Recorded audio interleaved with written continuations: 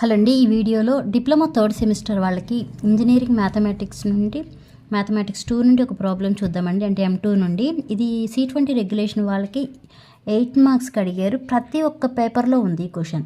Okay, evaluate integral 1/5 + 4 cos x into dx.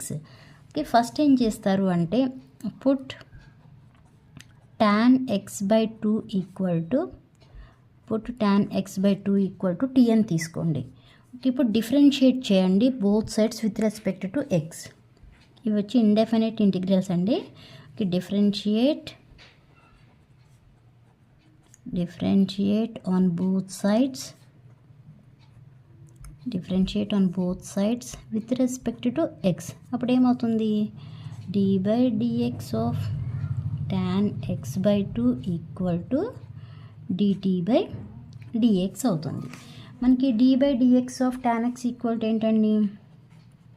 d/dx of tan x equal to secant square X. Okay, secant square X అంటే ప్లేస్లో ఏముంది? x/2 ఉంది. మళ్ళీ ఇప్పుడు దీనికి కూడా డెరివేట్ చేయాలి కదా. x/2కి కూడా డెరివేట్ చేస్తే ఎంత వస్తుంది? 1/2 వస్తుంది. Equal to dt/dx. ఓకే, మళ్ళీ secant square X equal to formula ఏంటి? 1 + tan స్క్వేర్ ఎక్స్ కదా. అంటే ఇప్పుడు సీకెంట్ స్క్వేర్ ఎక్స్ ప్లేస్లో ఏం రాస్తారు అంటే 1 + tan స్క్వేర్ ఎక్స్ రాయండి. 1 + tan స్క్వేర్ ఎక్స్ ప్లేస్లో ఏముంది? x/2 ఉంది కదా.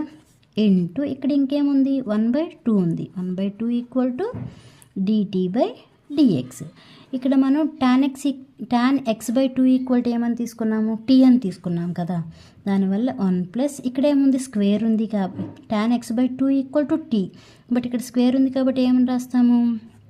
t² అని రాస్తాం. Into 1/2 equal to dt/dx. Okay, ఈ ఈక్వేషన్ నుంచి నాకు dx కావాలి అంటే dx ఇంటి పంపించేయండి. dx ఇంటి పంపించేస్తే ఈటెలో ఇప్పుడు క్రాస్ మల్టిప్లై అవుతుంది కదా. అంటే 2 × dt అవుతుంది. 2 × dt ఏమో డినామినేటర్లోకి వస్తుంది కదా. 1 + t² ఉంది. 1 + t² అంటే పక్కన మర్చిపోకండి. t ఈక్వల్ టు ఏంటిది? tan x/2 కదా. ఓకే, దానివల్ల dx ఈక్వల్ టు ఏముంది? 2dt/1 + t² ఉంది. ఓకే, అలానే మనకి cos x ఫార్ములా కూడా తెలుసు కదా. ఏంటండి cos x formula? In terms of టాన్స్లో 1 - tan square x/2 1 + tan square x/2. Okay, అంటే 1 - tan square x 1 + tan square x. But మనకి x/2 ఉంది కాబట్టి x ప్లేస్లో, అందుకే 1 - tan square x/2 1 + tan square x/2. అంటే దీని ప్లేస్లో ఏమని రాసుకోవచ్చు? 1 - tan x/2 equal to t కదా. ఇక్కడ స్క్వేర్ ఉంది కాబట్టి 1 - t² 1 + t² అని రాస్తాం. ఏ ప్లేస్లో? cos x ప్లేస్లో. Okay, cos x equal to 1 - t² 1 + t². Okay, ఇప్పుడు మనకి dx తెలిసింది, cos x తెలిసింది. ఒకసారి ఇచ్చిన ప్రాబ్లం ఏంటో నోట్ చేయండి. మనకి ఇచ్చిన ప్రాబ్లం ఏంటండి? Integral 1/5 + 4 cos x into dx కదా. ఇప్పుడు ఈక్వల్ టు ఇంటిగ్రల్ dx ప్లస్లో ఏమని రాయొచ్చు? 2dt/1 + t² 5 + 4 into cos x ప్లస్లో ఏమని రాస్తామండి? 1 - t² 1 + t² అని రాస్తాం. ఓకే, ఇప్పుడు LCM చేయండి. అంటే integral 2dt/1 + t² okay, LCM చేస్తే ఏమవుతుంది?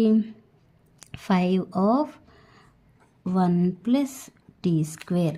ఓకే, ఎల్సిఎం చేస్తే 5 of 1 + t² into 4 of 1 - t² 1 + t². ఈ t² క్యాన్సిల్ అవుతుంది.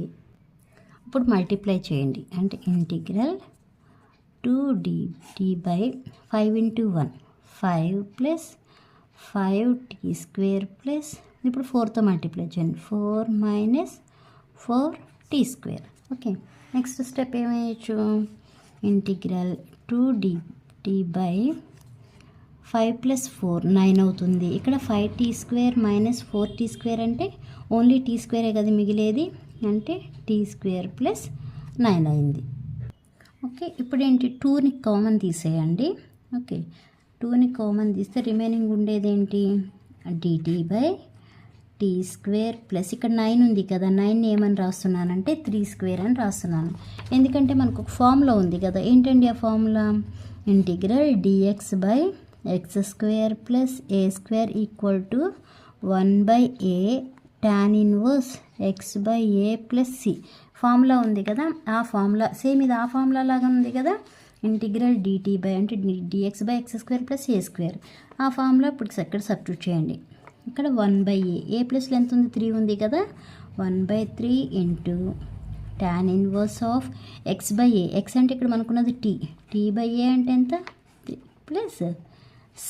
ఇంకెలా రాసుకోవచ్చు, మనకు ఇచ్చిన ప్రాబ్లం ఏంటి, integral 1/5 + 4 cos x × dx = 2/3 tan 1 t/3 plus c.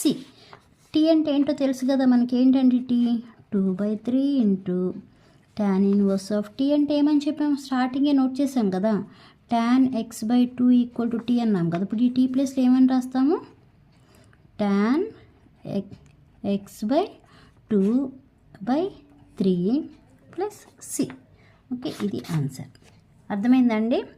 ఇదే మోడల్లో ఒక 3-4 ప్రాబ్లమ్స్ నెక్స్ట్ వీడియోలో చూద్దాం. ఈ వీడియో మీకు అర్థమైతే లైక్ చేయండి, షేర్ చేయండి, అలానే సబ్స్క్రైబ్ చేయండి. Thanks for watching.